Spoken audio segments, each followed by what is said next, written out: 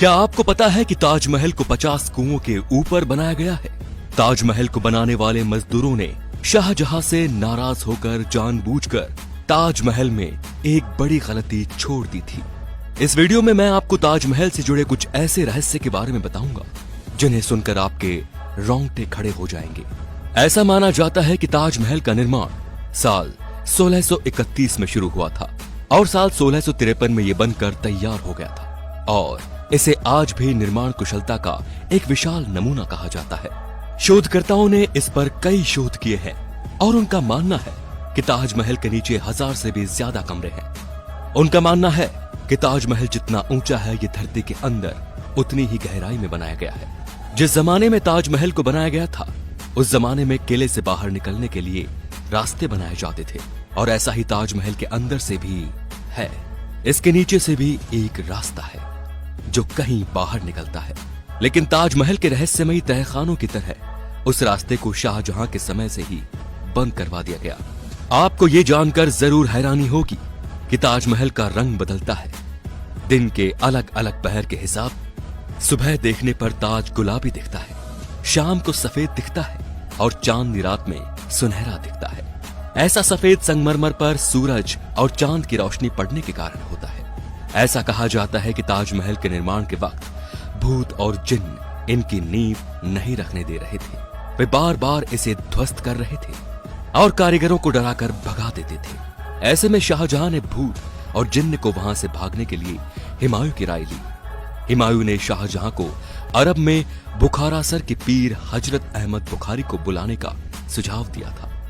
इसके बाद शाहजहां के हाथों नींव रखवाकर ताजमहल को बनवाने का काम शुरू करवा दिया गया। तब कहीं जाकर इसका निर्माण हुआ। साल 1934 में दिल्ली के एक निवासी ने दीवार पर एक छेद के जरिए ताजमहल के तहखाने में जो कमरे थे उन्हें झांक कर देखा था। उस आदमी ने देखा कि वो कमरा स्तंभों से बना एक बड़ा हॉल था और वो स्तंभ हिंदू देवी देवताओं की मूर्तियों से भरे पड़े थे, जिसे देखकर लगता है कि किसी ने हिंदू मूल को छुपाने का पूरा प्रयास किया था। वहां के स्थानीय लोगों का भी मानना है कि ताजमहल एक हिंदू मंदिर था जो तेजो महल के नाम से प्रसिद्ध था। बाद में इसे ताजमहल का रूप दिया गया, परंतु सच्चाई क्या है ये कोई नहीं जानता। आज भी किसी को नहीं पता कि भारतीय पुरातत्व सर्वेक्षण ने 22 कमरों को इसलिए बंद रखा है ताकि इस कमरे में छिपी सच्चाई के चलते भविष्य में कोई दंगे न हो। सबसे मजेदार बात तो ये कि कुतुब मीनार नाम इमारत को, जिसको हम सबसे ऊंची इमारत मानते हैं, ताजमहल उससे भी ऊंचा है। कुतुब मीनार को देश की सबसे ऊंची इमारत कहा जाता है, लेकिन इसकी ऊंचाई ताजमहल के सामने छोटी पड़ जाती है।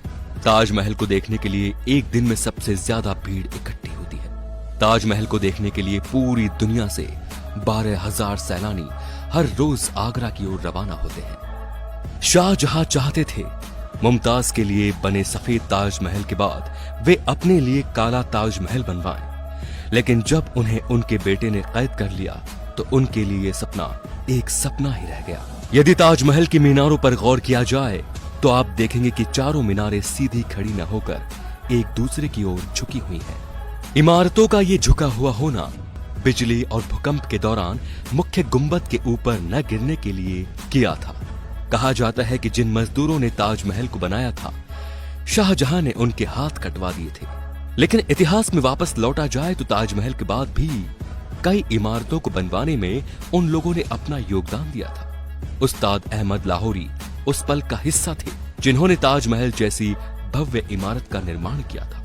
जिस जगह पर हम आज की तारीख में ताजमहल जैसी भव्य इमारत को देखते हैं वहां पहले शिव मंदिर था जिसका नाम तेजो महल था और उसकी छत पर टपकने वाला पानी शिवजी के शिवलिंग पर बूंद बूंद करके टपकता था। इसके पीछे की एक कहानी ये भी है कि जब शाहजहां ने सभी मजदूरों के हाथ काट दिए जाने की घोषणा की ताकि वो कोई ऐसी इमारत न बना दे, तो मजदूरों ने छत पर एक छेद छोड़ दिया था ताकि शाहजहां का सपना पूरा न हो सके।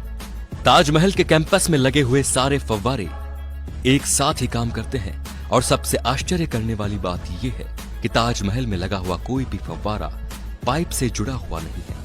ये तो सभी जानते हैं कि मुमताज शाहजहां की पत्नी थी, लेकिन शायद ये कोई नहीं जानता कि वो उनकी तीसरी पत्नी थी।